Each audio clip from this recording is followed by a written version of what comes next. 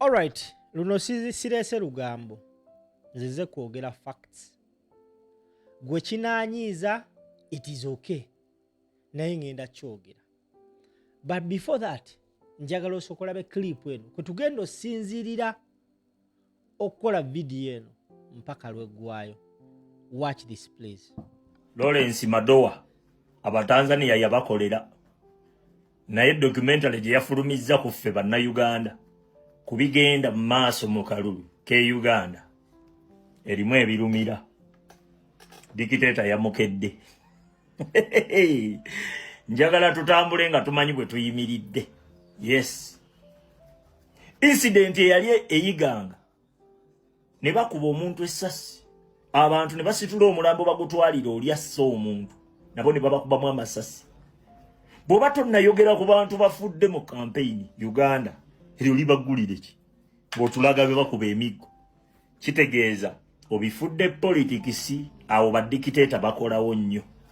Naye ensonga eyo okugibreakinga balina kuba baganda baffe bali mu diaspora okukwata ebipande n'okulaga ebigenda mu maaso nga beekalakaasa ku makubo. Ensonga eyo muginafuyiza mwagifuula nnafu era bo mu diaspora bo batulaga mbo balina bye bakola ebyemugasa ennyo ebisinga ekyo olimba kubanga badikite. Alright, tewali kisinze kuzza nkyukakyuka y'abannayuganda mabega ng'aba comrades abamu abefuula nti bagezi balowooza nnyo. Okategedde oba tokategedde tonjasamira gwe giyiteko buyisi. Tewali kisinze kuzza nkyukakyuka mabega ng'abantu beefuula nti bagezi ng'ate basiru. Akagato gwe katuuse it is okay kambale neze mbyogedde ate munaakola ki abatandiisa. Ntambudde nti omukulu avuddeko agambye nti Larry Madowo documentary gye yakoze Museveni yamukedde yamuguze. First and foremost, njagala kusomesa muvubuka ono mwami gundi Larry Madowo kye yakoze it is not a documentary. Okategedde kye yakoze teyabadde documentary. Larry Madowo mu mawulire ga CNN ayinamu segment oba mukyaliza now updates on what happens in Africa mu bya current affair. Okategedde oba tonnategeera bakuwa obuugi naye ojja kubongoota. Ekyo kye yakoze si documentary. Yabadde ayina kuwa bintu biri current, not the past ebya last week oba ebya 2 months. No, yayina kulaga bye yakoze that day oba nga yabikola yesterday n'ebizzeeko. Yensonga lwaki mwako kabayiti ke yakoze yabadde alaga be alabye n'amaaso ge on ground, not bye bamubuulidde. Bane tukozese nnyo obwongo tumenya Kyagulanyi tumumenya.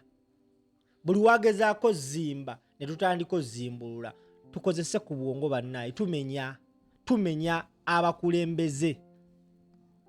Sometimes zirawo n'engamba oba ntandika okukkiriziganya ne statement y'omu gye yagamba tukkirize batukulembere because abamu mwefuula nti muli bagezi naye nga you dumb and stupid upstairs.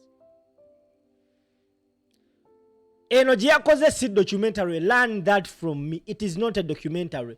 Mu mawulire ga CNN ayinamu segment kyova olaba nga olaba screen eyo yabadde reporting what is happening on ground. Ate bite tesukka ddakiika 5.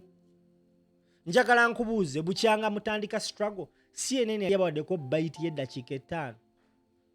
Ekirala Larry Madowo takolera Bobi Wine. Larry Madowo si wankyukakyuka nga gwe tali ku struggle yo. Larry Madowo mukozi wa CNN asobola okera ku machana jana reportinga ebya NRM. Okategedde. So this is a media house that is credible, an international media house. Bino ibozi bye mutambuza de Museveni aguze TV. Si buli TV nti agenda gigula, my brother. Have sense in your head. ono tagenda kukola byoyagala yasoma amawulire yagakenkukamu kyakola kye yasomerera gwe byokola tewabisomerera just oyogera bwogezi muwawa. This man went to school n'ayita mu different media houses CNN otuuka omuwa omulimu guno. He was tested for this. Wogezako comparing a documentary ya Tanzania ne Uganda, then ndaba nga oli musiru. Eya Tanzania it was a mini documentary. This was not a documentary. And you're even lucky. This man has come to Uganda even before you voting. E Tanzania alabikako nga amaze londa. Bamaze londa. Ne bamusindika covering that. Wanaze before. Kati ova eri. Tosoze kwe preparinga. Omaze gagwa mu nsonga. Ogudde mbikopo. Oyocheza. Semanyo wakati deep politics akyakola ono si deep politics. This is bogus politics to you. That's what I think. Sometimes tusoke tulowooze.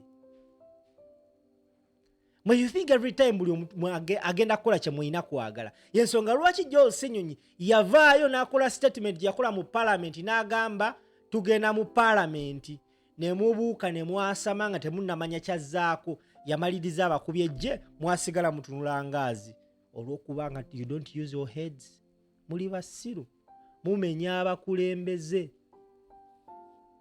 nabagambye akagatto gwe katuuse kambale we kaba tekakutuuse tonja samila as in tonja samila okategedde ati ze mbyogera ate mundiisa tewali andiisa bampita simple gwe kirumye embeera kulambiro jangu tulwane.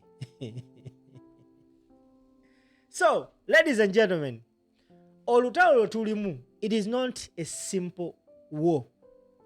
Olutalo luno lunene nti wetubanga tulwana omusajja ow'emifumbi ow'ebikonde tetugenda kubanga Goliath. We are supposed to act like David. Use logic. Nti David yalaba essajja nga ddene nga liremye buli omu. According to the Bible, everyone was yali atya Goliath. Naye David yafuna obuvumu nga mutono, very tiny, n'atuula n'alowooza n'akozesa amagezi ge nti omusajja ono sisobola situla lwazi lunene ddumu kuba. What can I use? N'akwata ejjinja ettono n'aliteeka mu nvumulo n'akuba Goliath. We are David. We are fighting Goliath. Omusajja alina emmundu n'essente. Tulina kukozesa bwongo. Tomala gazunga nga Goliath. Kyovala amusiba mbagamba Kyagulanyi Ssentamu Robert Bobi Wine musajja mugezi nnyo. Kati mmwe ku ndowooza yammwe singa mwali Bobi Wine ku bye bamukoze singa mwafunya dde ebikondo olwana ne Museveni. Naye gwe teweebuuza lwaki ku bye bakoze Bobi Wine asigala agamba abantu please stay humble, stay calm, let's be non-violent, let's be peaceful. Kye baakamukola it is enough for someone to get off and start fighting. It is enough. Naye abagamba no.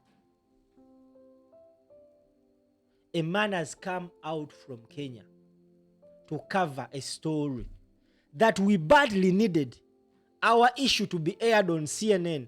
A fool comes out, a fool from nowhere comes out and starts downplaying what the man did.